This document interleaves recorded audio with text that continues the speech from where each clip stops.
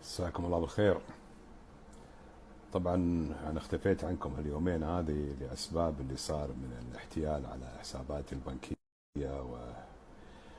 وبعد المتابعة والتمحيص والكشف تم أن الإنسان هذا القدر، أيا كان عمره، أيا كان جنسيته، أيا كان هوايته، أوكي الله لا يوفقه إن شاء الله يا ربي، ما قصر، مسح الأرقام كلها إلى الزيرو. عاد أنا أقول لكم يا جماعة الخير يا الحبايب اللي متابعين بحاله، الآن اليومين بس مطارد بين البنوك وبين الاتصالات وبين الجهات المختصة في هالأمور هذه كلها علشان أقدر أضبط أموري وحياتي كلها. والآن طبعا فوق هذا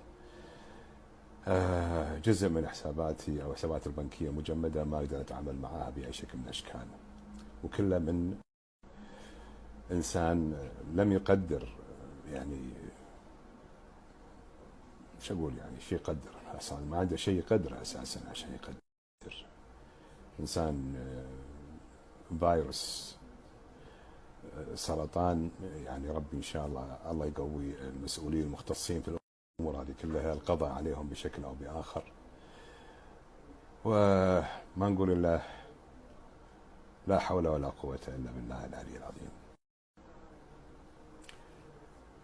انتبهوا يا جماعة، أعيد وأكرر، انتبهوا، لا تروحون ضحايا في لحظة كأن الغيم سكر على عينك وما كانك تشوف.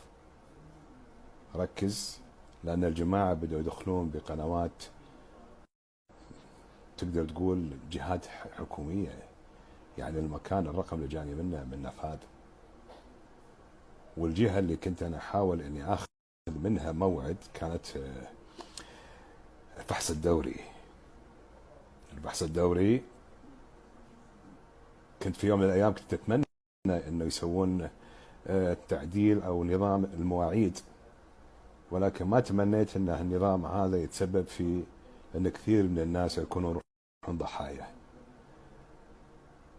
قواكم الله، وإن شاء الله يا ربي، إن شاء الله بهاليوم الفضيل وبهالساعة إن شاء الله اللي نعيشها وبهالآلام اللي احنا قاعد نعانيها أو الآلام اللي أنا قاعد أعانيها، إن ربي أخذ حقي منه وماني مسامحه ليوم الدين، وبعرفه إن شاء الله. انتبهوا انتبهوا انتبهوا.